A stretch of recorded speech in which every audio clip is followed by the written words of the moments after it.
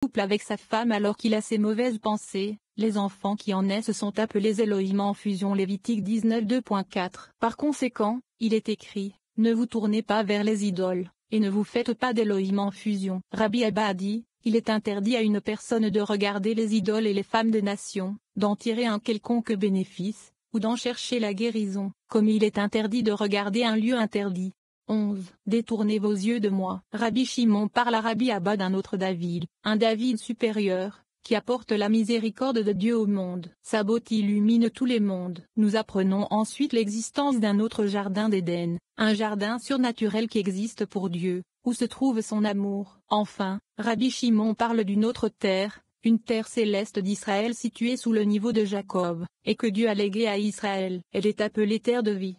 73. Rabbi Abba a commencé, ô tourne-toi vers moi, et aie pitié de moi, donne ta force à ton serviteur Tuzilim 86 2.16. Ô tourne-toi vers moi, et aie pitié de moi. Il questionne, le saint, béni soit-il, avait-il dans le monde une autre personne aussi belle que David, pour qu'il ait besoin de dire, ô tourne-toi vers moi, et aie pitié de moi? Réponse, nous avons appris que le saint, béni soit-il, à un autre David, ainsi que Malkout nommé David, nommé sur de nombreuses troupes et camps suprêmes. Lorsque le saint, béni soit-il, souhaite faire preuve de miséricorde sur la terre, il se tourne vers ce David et fait briller son rayonnement sur lui. À son tour, il illumine les mondes et étend sa miséricorde au monde. 74. La beauté de ce David illumine tous les mondes. Sa tête, une tête d'or, est brodée de 7 ornements de 7 types d'or, comme nous l'avons déjà établi. L'affection du saint, béni soit-il, se porte sur lui. Dans son grand amour pour lui, il a demandé au saint, béni soit-il, de tourner ses yeux dans sa direction et de le regarder,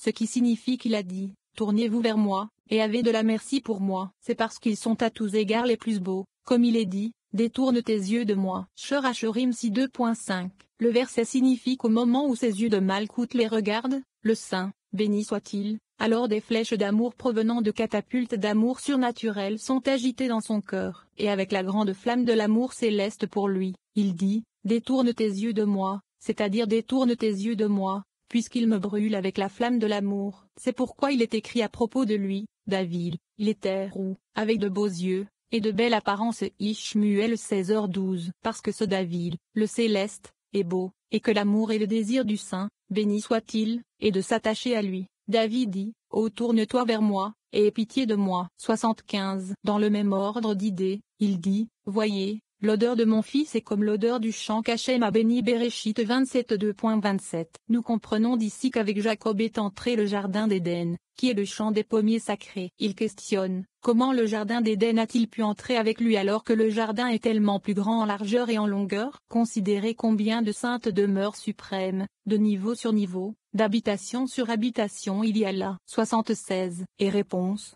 mais un autre jardin céleste, saint, nomme Malkout, existe pour le saint, béni soit-il, l'a fait. Dans ce jardin se trouve son amour, il s'y accroche, et il est réservé uniquement aux saints, béni soit-il, quand il y entre. Il le partage afin d'être toujours avec les justes, et d'autant plus avec Jacob. Le saint, béni soit-il, l'a préparé pour lui, pour y entrer avec lui et l'aider. 77. De même, je suis Hachem, l'Élohim de ton père Abraham et l'Élohim d'Isaac. La terre. Bereshit 28 2.13. Nous avons appris que toute la terre d'Israël convergeait vers lui, et c'est pourquoi il lui a dit, la terre sur laquelle tu as menti, c'est à toi que je la donnerai. Ibidem. Et il interroge, la terre d'Israël est de 400 parasans par 400 parasans. Comment aurait-elle pu être déracinée de sa place et venir sous lui? Mais il y a une autre terre céleste que le saint, béni soit-il, a appelé la terre d'Israël, à savoir Malkout, situé sous le niveau de Jacob, qui est au-dessus. Car Jacob est le char de Zahir en pine,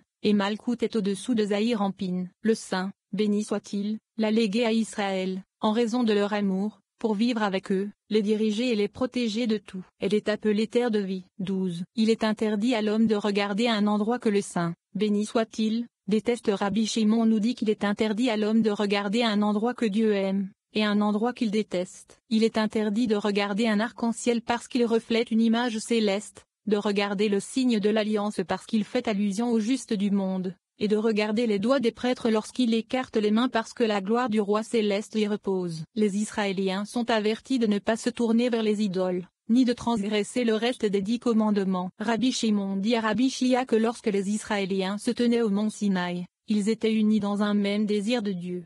78. Viens et regarde, il est interdit à l'homme de regarder un lieu que le Saint, béni soit-il, déteste, et son âme en est éloignée. Or, s'il est interdit de regarder ce que le Saint, béni soit-il, aime, alors ce qui est loin de lui est encore plus interdit. Venez et voyez, il est interdit à l'homme de regarder un arc-en-ciel qui reflète une image céleste, car Malkout a les 3 couleurs de l'arc-en-ciel, étant le secret de ces 3 colonnes. De même, il est interdit à l'homme de regarder son membre du signe de l'alliance, car il fait allusion au juste du monde. Et aussi, il est interdit de regarder les doigts des prêtres quand ils écartent les mains, car là repose la gloire du roi céleste. Ainsi, s'il est interdit de regarder dans un lieu saint céleste, il est certainement interdit de regarder dans un lieu éloigné et impur. Pour cette raison, ne vous tournez pas vers les idoles. Veikra 19:2.4. Rabbi Tchak a dit, si les regarder est interdit, alors les adorer ou les fabriquer l'est d'autant plus. 79. Pour cette raison, ne te tourne pas vers les idoles. Ici, il vient avertir Israël comme il l'a fait au début,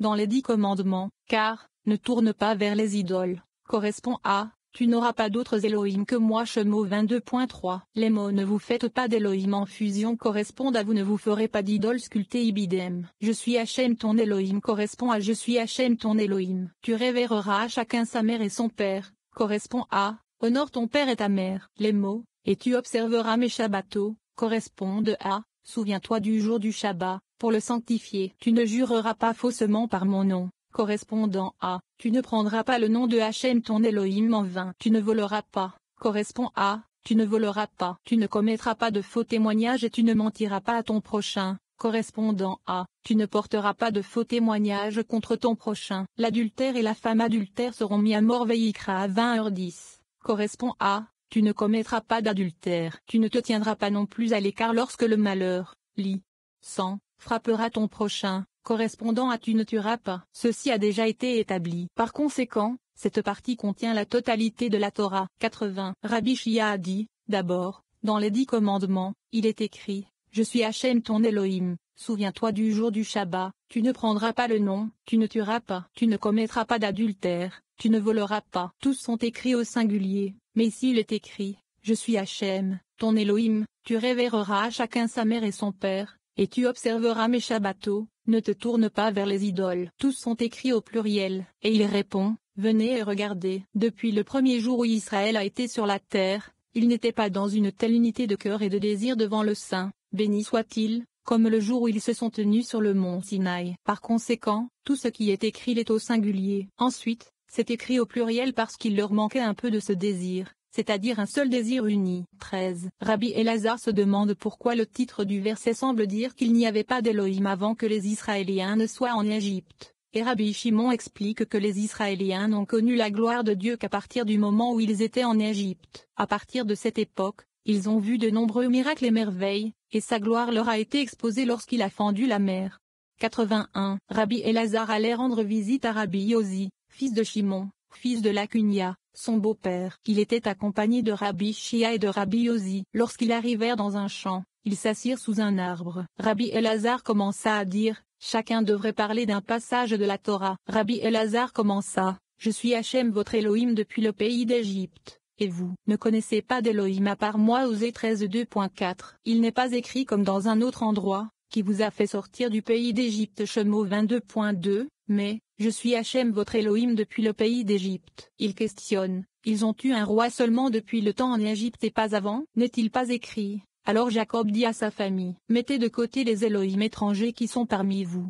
Élevons-nous, et montons à Bethel. Bereshit 35:2.2-3. Pourtant, vous dites que c'est seulement depuis l'époque de l'Égypte. 82. Et il répond, depuis le jour où Israël est venu au monde, la gloire du Saint, béni soit-il, n'a jamais été connue, sauf en terre d'Égypte. Lorsqu'ils se sont trouvés dans une dure servitude, ils ont crié à lui et n'ont pas changé leur pratique habituelle. C'est là que nos ancêtres ont été mis à l'épreuve comme leur extrait de la pipe dans le pot à fondre. De plus, ils voyaient chaque jour de nombreux sorciers, de nombreux méchants qui essayaient d'égarer les gens, mais ils ne se détournaient ni à droite ni à gauche de leur chemin, alors qu'ils comprenaient peu la gloire du Saint, béni soit-il, mais suivaient les coutumes de leur père. 83. Ensuite, ils virent de nombreux miracles, de nombreuses actions puissantes, et le saint, béni soit-il, les prit à son service. Puisque tous ont vu de nombreux miracles et prodiges sous leurs yeux, et tous ces signes et actions puissantes, il a dit, je suis Hachem votre Elohim depuis le pays d'Égypte. Car c'est là que sa gloire a été exposée. Ils l'ont vu par la mer. Ils ont vu l'éclat de sa splendeur céleste face à face. Ainsi, vous ne devez pas dire maintenant qu'une autre divinité a parlé avec nous. Mais moi, je suis celui que tu as vu en Égypte. Je suis celui qui a tué vos ennemis au pays d'Égypte. Je suis celui qui a accompli les 10 plaies en Égypte. C'est pourquoi vous ne connaissez pas d'autres Elohim que moi. Vous ne direz pas que c'était un autre, mais c'est moi qui suis en toutes choses. 14. Le salaire de celui qui est embauché ne restera pas avec toi toute la nuit. Nous apprenons que si quelqu'un aide le pauvre, Dieu prolongera sa vie quand viendra son heure de mourir. Si, par contre, quelqu'un prend le salaire du pauvre, Dieu raccourcira ses jours, et son âme ne montera pas non plus. 84. Rabbi Elazar poursuit, tu ne frauderas pas ton prochain et tu ne le dépouilleras pas. Le salaire de celui qui est embauché ne restera pas chez toi toute la nuit jusqu'au matin. Vayikra 19h13. Il questionne, pourquoi, le salaire de celui qui a été embauché ne restera pas avec toi toute la nuit? Et réponse, ceci est compris à partir d'un autre verset, tu lui donneras son salaire le jour même, et le soleil ne se couchera pas sur lui, car il est pauvre et il a jeté son dévolu sur toi. Devarim 24h15. Les mots le soleil ne se couchera pas sur lui signifient qu'il faut être averti de ne pas être recueilli de ce monde à cause de lui, avant que le moment ne soit venu d'être recueilli, comme le dit le verset, avant que le soleil s'obscurcisse. Kohélet 12, 2. Ce verset fait allusion à la disparition de l'homme. De là, j'ai appris une autre chose, que dans le cas de celui qui satisfait l'âme du pauvre, même lorsque vient le temps de sa mort, le saint, béni soit-il, satisfait son âme et prolonge sa vie. 85. Le salaire de celui qui est loué ne passera pas la nuit chez toi. Venez et voyez, prendre le salaire du pauvre équivaut à prendre sa vie et celle de sa maison. Il abrège sa vie, et le saint, béni soit-il, abrégera ses jours et diminuera sa vie dès ce monde. Car tous les souffles qui se sont échappés de la bouche du pauvre homme ce jour-là s'élèveront devant le saint, béni soit-il, et se tiendront devant lui. Plus tard, son âme s'élèvera et celle de sa famille, maintenue avec le souffle de sa bouche, c'est-à-dire qu'ils demanderont justice devant le saint, béni soit-il. Alors, même si auparavant il a été décrété pour cette personne de nombreuses années et beaucoup de biens, tout sera déraciné et retiré de lui.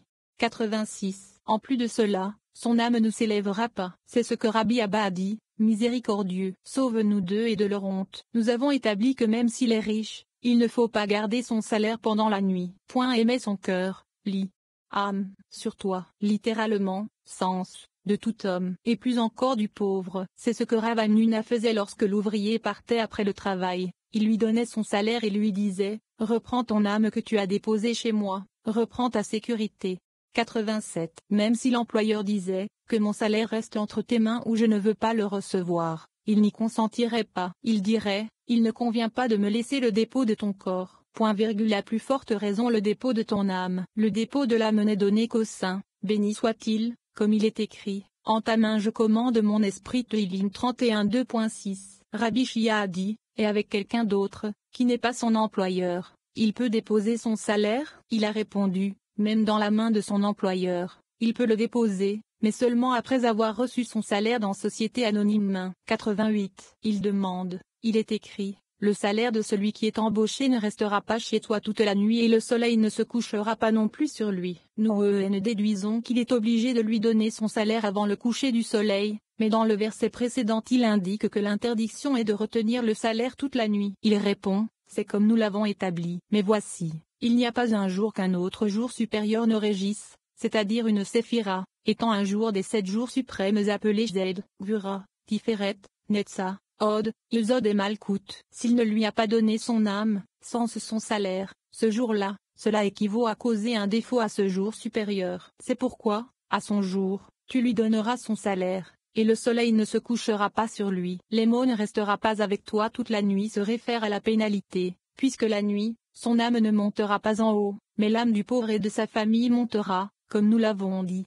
15. Ne mettez pas de pierre d'achoppement devant un aveugle. On nous dit que le verset titre fait référence à quelqu'un qui maudit une personne dans son dos. Cette mauvaise parole monte et poursuit celui qui la prononce. Toute parole que les gens prononcent monte et a une conséquence. De même, il ne faut pas amener une autre personne à pécher. Quiconque marche dans le droit chemin de la Torah gagne une part dans le monde à venir, car les mots de Torah qu'il prononce montent très haut et sont pris de plus en plus haut. Nous apprenons les conséquences pour celui qui n'étudie pas la